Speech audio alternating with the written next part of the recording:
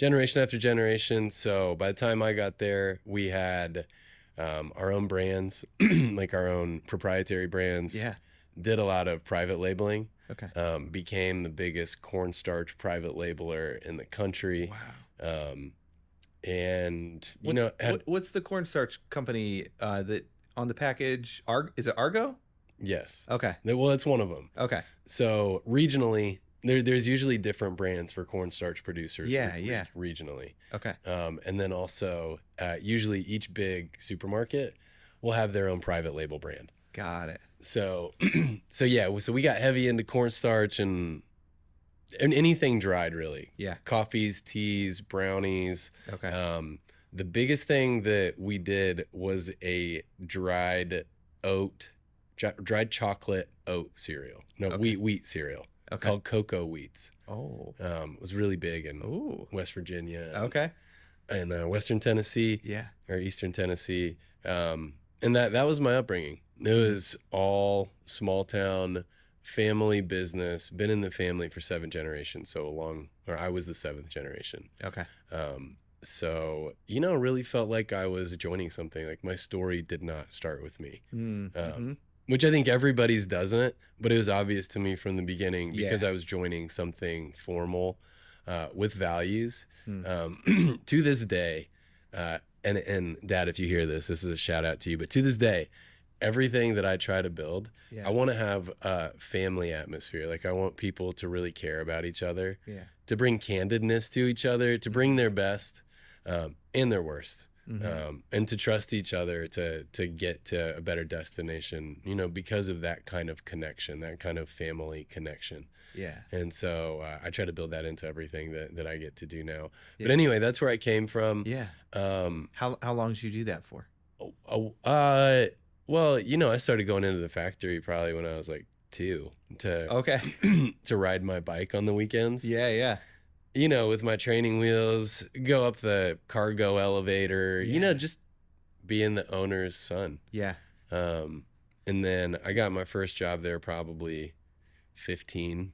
Okay. And I did everything there. Mm-hmm. I did maintenance, I did cleaning, I did mixing. Everything was dried and different ingredients. So you'd get these 50 or 100 pound sacks of raw commodity. Okay. Cut it open with your X-Acto knife. Yeah. Put in 10 or 100 of those, mix it with the other stuff, and then this huge industrial mixer would create a final product. Unreal. So I worked in mixing. I worked on the production lines, like literally, this was before a lot of automation, putting plastic bottles on the line they worked 10.5-hour shifts a day there. Goodness. And so I did all kinds of stuff there. And so it was probably 15 to 21 where I got paid for the work I was doing there. Okay. Other than that, it's just what we did. Yeah. Was that like apprenticeship at that point of just kind of like learning the different parts of the business? Definitely. There was a time when, my dad was formally, and my mom, I guess, but were formally apprenticing me to join the business. Okay. And so, part of it was that. Yeah. That's awesome. And part of it was just being a kid who wanted to make some money too. Yeah, yeah. So it was great fuel for me to get other jobs. Because after I started working in the factory, I was like, Dad, I'm smart.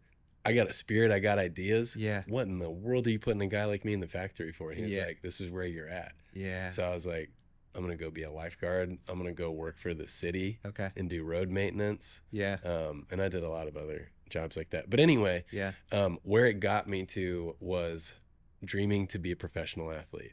Okay. I was like, this stuff. Oh, I didn't know that. This is good. This stuff is not for me. I do not want to work in a factory. I don't feel like I belong in, which I don't feel this way anymore. But growing up in a small city, I was like, I just want to get out of here. Mm-hmm. I want to feel like, these dreams that I have inside of me that feel so big and so alive. Mm-hmm.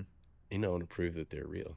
Yeah. And so anyway, did not work on the professional athlete thing, obviously. But in the midst of pursuing that, I left my small town in Indiana. Yeah.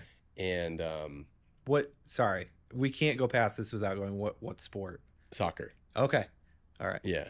Awesome. Or football, as most people in the world call it. Yes. And so all I did outside of my family business as a kid was play sports. Soccer, basketball, track.